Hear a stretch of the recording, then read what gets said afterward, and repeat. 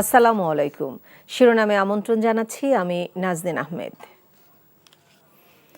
তৈরি পোশাক কারখানাগুলোর সামনে শিল্প পুলিশের ব্যাপক নিরাপত্তা প্রস্তুতি, এমনকি সেনাবাহিনীর সাঁজোয়া যান মোতায়েন করেও আশুলিয়া শিল্পাঞ্চলে পরিস্থিতির কোনো হেরফের হয়নি। অস্থিরতা ছড়িয়েছে গোটা শিল্প এলাকায়, ছুটি দিতে বাধ্য হচ্ছে কারখানাগুলো। শ্রমিকরা একযোগে বিভিন্ন কারখানা থেকে বেরিয়ে আসায় মহাসড়কে ব্যাহত হচ্ছে যান চলাচল। স্থানীয় নেতৃবৃন্দের নিরাপত্তা আশ্বাসে শনিবার সকাল থেকে উৎপাদনে ফেরার ঘোষণা দেয় তৈরি পোশাক মালিকদের সংগঠন বিজিএমইএ। ভোর থেকেই ঝুঁকিপূর্ণ বিভিন্ন কারখানার সামনে অতিরিক্ত পুলিশের পাশাপাশি মোতায়েন করা হয় পুলিশের সাঁজোয়া যান। আশুলিয়ার বাইপাইলের অদূরে পলাশবাড়ি এলাকায় অব্যাহত শ্রমিক অসন্তোষের মুখে শনিবার বন্ধ ঘোষণা করা হয়েছে ভারতীয় মালিকানাধীন প্রতিষ্ঠান পার্ল গার্মেন্টস লিমিটেড।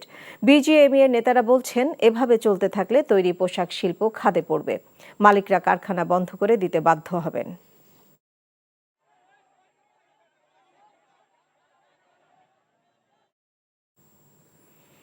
তৈরি পোশাক কারখানার খবর জানতে যাচ্ছি আশুলিয়ার বাইপাইল এলাকায়। স্পেশাল করেসপন্ডেন্ট জাহিদুর রহমানের কাছে সরাসরি যোগ দিচ্ছেন আমাদের সাথে। জাহিদ, আজ থেকে পোশাক কারখানা খোলা থাকবে বলে জানিয়েছিল বিজিএমইএ।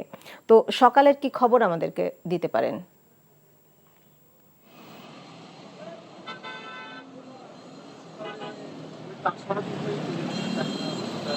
নিরাপত্তা পরিস্থিতির মধ্য দিয়ে যথাযথ উৎপাদনে ফিরবেন, কিন্তু পরিস্থিতিটা দেখা যাচ্ছে উল্টো। আমরা দেখতে পাচ্ছি যে শিল্পাঞ্চল আশুলিয়ায় পর্যাপ্ত পুলিশ সেনাবাহিনীর একটা অনেকটা রণপ্রস্তুতি নিয়ে তারা ছিলেন, যে কোনো পরিস্থিতি উদ্ভব হলেই তারা সেটাকে কিন্তু এখন দেখা গেল যে না, একের পর এক কারখানাগুলো ছুটি দেওয়া হচ্ছে এবং অনেকটা তারা অসহায়ের মতো দেখছেন যে কারখানাগুলো থেকে শ্রমিক বেরিয়ে যাচ্ছে এবং তারা বেরিয়ে রাস্তায় কিছু সময় যত্ন করে তাদের বাড়িতে ফিরে যাচ্ছে। আর এই ঢেউ আসতে করছে গোটা শিল্পাঞ্চলে, যখন শ্রমিকরা যেসব এলাকা ধরে যাচ্ছে সেই সব এলাকায় দেখা যাচ্ছে যে বিক্ষিপ্তভাবে কেউ ইটপাট করছে, তখন ভয় আতঙ্কে অন্যান্য কারখানাগুলো ছুটি দিচ্ছে। আমি এখন আছি ভারতীয় মালিকানাধীন পার্ল গার্মেন্টস এর সামনে। এখানে আপনারা দেখতে পাচ্ছেন যে পুলিশের সাজোয়া গ্রাম একটা নয়, এখানে একটি আছে, বিপরীত দিকে ওখানেও আরেকটি, অর্থাৎ আমার হাতের বাম দিকেও একটি সাজোয়া গ্রাম রয়েছে এবং এখানে নিরাপত্তা বাহিনীর একটা ব্যাপক উপস্থিতি আমরা দেখেছি। আপনারা দেখতে পাচ্ছেন যে এখানে গণমাধ্যম কর্মীরাও আছে। ব্যাপক পরিস্থিতির মধ্য দিয়েও কিন্তু এই এই কারখানাটিকেও সচল দেখা যায়নি এবং পরিস্থিতি আঁচ করতে পেরে তারা আজকে সকালে কারখানা কর্তৃপক্ষ একটা নোটিশ টাঙিয়ে দিয়েছে যে কারখানা বন্ধ, ছুটির নোটিশ। তো এই ছিল আর কি এখানকার সর্বশেষ পরিস্থিতি। সবকিছু মিলিয়ে আইন শৃঙ্খলা বাহিনী সদস্যরা আমাদেরকে বলছেন যে তারা এখনো আশাবাদী, অন্তত যে কারখানাগুলো এখন পর্যন্ত শ্রমিকরা বের হয়ে যাননি, অন্তত তারা যাতে আজকের দিনটায় তারা কাজ করেন এবং পরিস্থিতি স্বাভাবিক থাকে, এরকম চেষ্টাই তারা করছেন। নাজনীন। বৈষম্য বিরোধী ছাত্র জনতার আন্দোলনে নিশান খান নামে সাভারের এক হার্ডওয়্যার ব্যবসায়ীকে গুলি করে হত্যার ঘটনায় সাবেক প্রতিমন্ত্রী ডাক্তার মোহাম্মদ এনামুর রহমানকে প্রধান আসামি করে ২২০ জনের বিরুদ্ধে মামলা দায়ের করা হয়েছে। মামলার বিষয়টি নিশ্চিত করেছেন সাভার মডেল থানার ভারপ্রাপ্ত কর্মকর্তা আতিকুর রহমান। মামলায় এনামুর রহমান ছাড়াও সাবেক সংসদ সদস্য মোহাম্মদ সাইফুল ইসলাম, সাভার উপজেলা পরিষদের সাবেক চেয়ারম্যান ফিরোজ কবির, সাভার পৌরসভার মেয়র ও পৌর আওয়ামী লীগের সভাপতি আব্দুল গনি, আওয়ামী লীগ ও সহযোগী সংগঠনের নেতাকর্মীরা রয়েছেন। আসামিদের বিরুদ্ধে পরস্পরের যোগ সাজসে অস্ত্রে শস্ত্রে সজ্জিত হয়ে দাঙ্গা হাঙ্গামা, মারপিট ও গুলি করে হত্যা ও হত্যার হুকুম দেবার অভিযোগ আনা হয়েছে। গত ৫ আগস্ট বিকেলে সাভার থানা রোডে বৈষম্য বিরোধী ছাত্র আন্দোলনে গুলিবিদ্ধ হন নিশান খান। হাসপাতালে নেওয়া হলে চিকিৎসকরা তাকে মৃত বলে ঘোষণা করেন।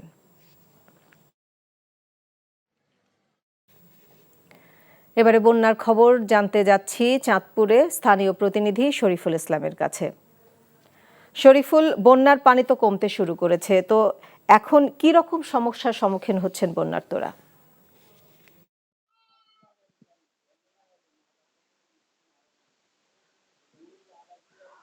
নাজনীন, আজ আমি আছি হাজীগঞ্জ উপজেলার বেলচো ইউনিয়নের একটি গ্রামে। যে দেখতে পাচ্ছেন যে আমার পিছনে এখনো আসলে হাঁটু পরিমাণ পানি রয়েছে। এই বিশেষ করে হচ্ছে যে সবচেয়ে বেশি ক্ষতিগ্রস্ত হয়েছে শাহরাস্তি উপজেলার বেশ কয়েকটি ইউনিয়ন। সেই ইউনিয়নে এখনো বেশি স্থানে হাঁটু পরিমাণ পানি রয়েছে। আর যে উঁচু স্থান হাজীগঞ্জ, শাহরাস্তি, চাঁদপুর সদর হাইমচর, যে নিচু স্থান রয়েছে সেখানে এখনো জলাবদ্ধতা রয়েছে। বিশেষ করে উঁচু স্থানে যে মানুষ রয়েছেন তারা আসলে ধীরে ধীরে আশ্রয় কেন্দ্র থেকে বাড়ি ফিরতে শুরু করেছেন। আর নিচু এলাকার মানুষ এখন আসলে অপেক্ষা করছেন কখন আসলে পানি কমবে, কখন তাদের সেই নিরাপদ স্থান, তাদের নিজের বাড়ি ঘরে ফিরে যাবেন।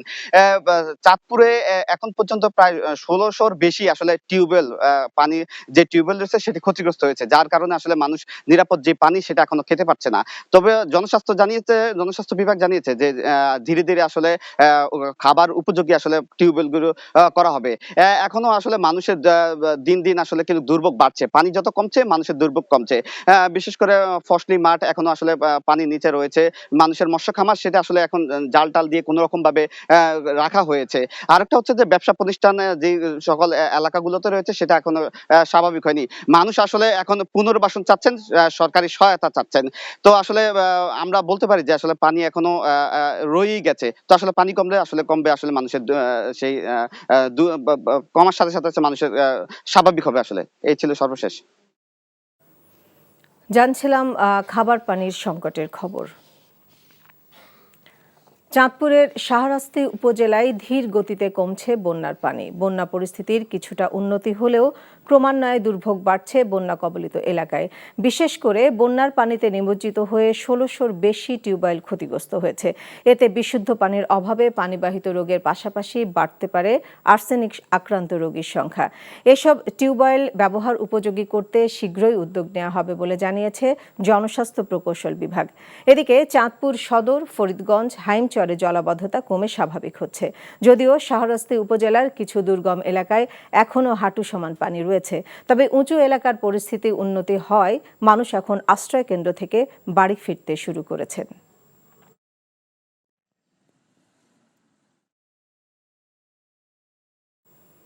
বন্যার খবর জানতে এবার যাব কুমিল্লায়, স্থানীয় প্রতিনিধি মাহফুজ নান্টুর কাছে।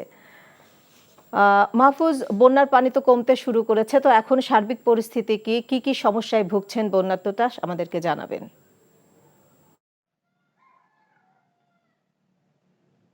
আর নাজনীন, বন্যার পানি আসলে একেবারে নেমে গিয়েছে। বিশেষ করে গোমতী নদীর পানিও তা একে তলানিতে ঠেকেছে এবং লোকালয় থেকেও পানি নেমে গিয়েছে। যারা আশ্রয় কেন্দ্রে ছিলেন তারাও বাড়ি ফিরতে শুরু করেছেন। তবে তারা বাড়ি ফিরে এসে তাদের যে আসবাবপত্র রয়েছে সেগুলো পরিষ্কারের জন্য এখন ব্যস্ত সময় পার করছেন। পাশাপাশি তাদের যে দৈনন্দিন প্রয়োজনীয় খাবার পানি সেটা নিয়ে কিছুটা সমস্যায় ভুগছেন, কারণ দীর্ঘদিন পানি বন্দি থাকার কারণে টিউবওয়েল এবং যে মোটরগুলো রয়েছে সেইগুলো অনেকটাই অকেজো হয়ে গিয়েছে, যার কারণে তারা এখন সুপেয় পানির একটু অভাব বোধ করছেন। আমরা খবর নিয়ে জানলাম যে এই সুপেয় পানির অভাবের কারণে অনেকেই বিভিন্ন জায়গা থেকে পানি সংগ্রহ করে তারা পান করার কারণে কেউ এই পানিবাহিত রোগে আক্রান্ত হচ্ছেন। উপজেলা স্বাস্থ্য কমপ্লেক্সগুলোতে এখন অনেকেই ভিড় করছেন পানিবাহিত রোগ নিয়ে। পাশাপাশি কলেরা, ডায়রিয়া এই সমস্ত রোগীদের চিকিৎসা সেবাও চলছে।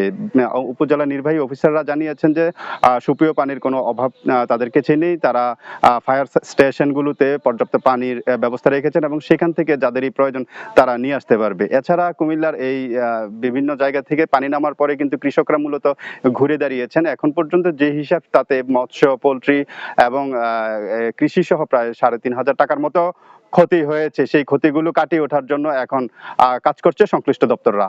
নাজনীন, এ ছিল কুমিল্লা থেকে বন্যা পরবর্তীতে সর্বশেষ খবর। শিরোনাম এটুকুই। এই খবরের ভিডিও সহ আপডেট জানতে ভিজিট করুন এনটিভি অনলাইন www.ntvbd.com। এছাড়াও এনটিভির জনপ্রিয় সব অনুষ্ঠান ও খবরের আপডেট জানতে ভিজিট করুন আমাদের ইউটিউব ও ভেরিফাইড ফেসবুক পেজ। ১২টায় মধ্যাহ্নের খবর দেখার আমন্ত্রণ রইল। সবাইকে ধন্যবাদ।